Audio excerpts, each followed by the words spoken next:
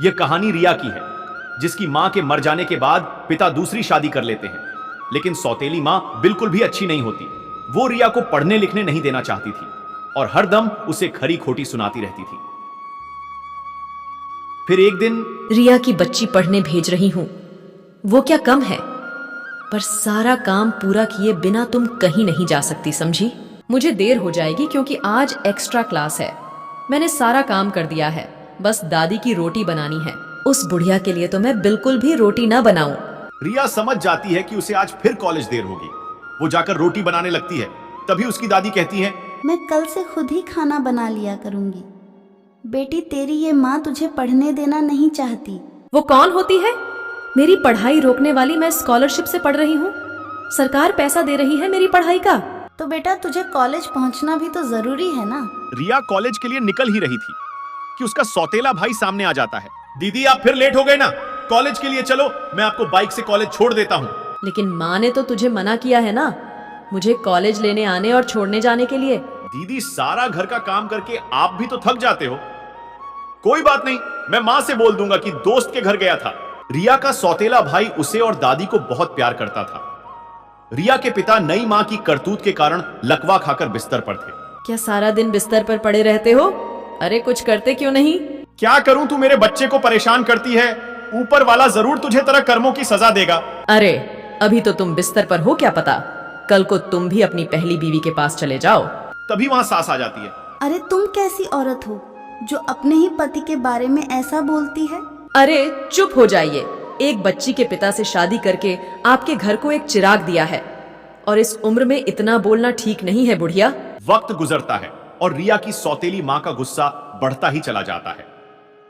फिर एक दिन रिया के पिता की मौत हो जाती है। उसके बाद सुन लो तुम, दादी पोती इस घर में रहना है तो मेरे हिसाब से रहना होगा।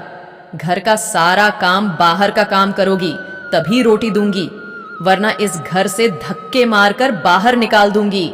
ये मकान मेरे नाम का है, आ रही है मुझे घर से बाहर निकालने।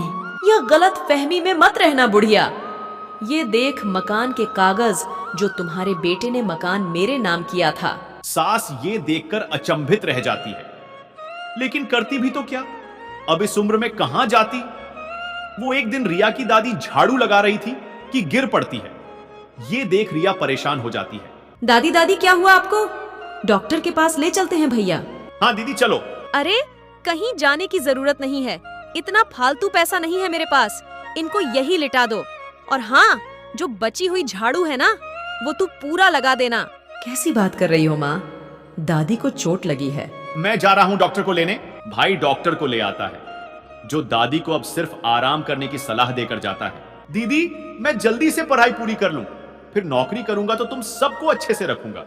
मुझे तो इन्हें माँ बोलने में ही गुस्सा आता है। कोई बात नहीं भैया, माँ तो माँ होती है। तुम्हारे लिए उन्होंने कुछ गलत नहीं किया है। वैसे भी अब तो मेरी भी पढ़ाई खत्म हो गई है, मैं भी नौकरी ढूंढ लूंगी। अब रिया घर का सारा काम करती, फिर पढ़ती और नौकरी खोजती। एक दिन रिया कॉलेज से घर आती है कि अरे रिया बेटी, तू इस घर से चली जा। उल्टी शिक्षा मत दीजिए दादी। और हाँ, आपको छोड़कर मैं कहीं नहीं जाने वाली। बेटा, तुझे जाना ही पड़ेगा, तू मेरी चिंता मत कर। तेरे जाने के बाद कोई आदमी आया था, वो तुझे पूछ रहा था। मैंने ज्यादा तो नहीं सुना, लेकिन तेरी माँ बोल रही थी कि वो तुझे मजबूर कर देंगी। मैं नहीं जानती वो क्या कर रही है, लेकिन बेटा मुझे उस पर भरोसा नहीं है। दादी, अगर ऐसी बात है तो अब मैं उनके जुल्म नहीं सहूंगी। वैसे भी दादी, मेरी आज नौकरी लग गई है, मैं आत्मनिर्भर बन गई हूँ, अच्छे पैसे मिलेंगे। अब मैं आपको लेकर यहाँ से चली जाऊंगी। आप लोग कहीं नहीं जाएंगे, अगर कोई जाएगा तो वह है माँ। अरे कैसी बात कर रहे हो भैया, वो क्यों जाएंगी? घर तो उनका है ना। वो इसलिए जाएंगी क्योंकि ये आपका घर है। पापा ने घर आपके और दादी के नाम किया था। माँ ने हम लोगों को झूठे कागज दिखाए थे। ये तो बहुत बड़ी बात है। माँ ने बड़ी ही चालाकी से हम लोगों को डरा कर रखा था। लेकिन भाई, जब ये नकली कागज है तो असली कागज कहाँ पर है? तभी वहां एक वकील आता है। मेरे पास है बेटा, तुम्हारे पापा मेरे दोस्त थे, उन्होंने मुझसे इस घर का सारा हिस्सा तुम्हारे और माँ के नाम रखने को कहा था। लेकिन आपको कैसे पता चला कि हमारी माँ हम लोगों को झूठ बोलकर डरा रही है? मैंने बताया, दीदी, दरअसल कल माँ ने बहुत ही गंदी हरकत की।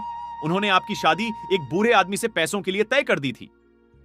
यह बात जब मुझे पता चली तो मैं वकील अंकल के पास माँ के खिलाफ केस करने की बात करने गया, लेकिन अंकल ने मुझे बताया कि घर तो आपके नाम है, इसलिए मैं वापस आ गया। अरे वाह बेटा, मेरे बेटे ने घर उसके नाम नहीं किया था।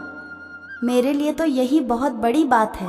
हाँ दादी, अब हम लोग मिलकर उन्हें घर से बाहर निकाल देंगे, क्योंकि जो उन्होंने दीदी के साथ करना चाहा है, अगर वो साथ रहेगी तो कोई ना कोई ऐसी हरकत करती ही रहेंगी। तभी वहां माँ आ जाती है। आय हाय, क्या खुराफात चल रही है इस घर में। और वकील साहब, आप यहाँ क्या कर रहे हैं? माँ, यहां से अब कोई जाएगा तो वो है आप, क्योंकि वकील अंकल पापा के दोस्त हैं और उन्होंने हमें प्रॉपर्टी के बारे में सब सच बता दिया है कि वो दादी और दीदी के नाम है। और तू मेरी फूल जैसी बच्ची को बूढ़े आदमी के साथ शादी करके रवाना करना चाहती थी। अरे बेटा, इसे घसीट के मेरे घर से बाहर निकाल दो। नहीं नहीं, मुझे माफ कर दो। मैं घर का सारा काम करूंगी, किसी को कुछ नहीं कहूंगी। मुझे अब इस घर से मत निकालो। तो देखा दोस्तों, जैसी करनी वैसी भरनी।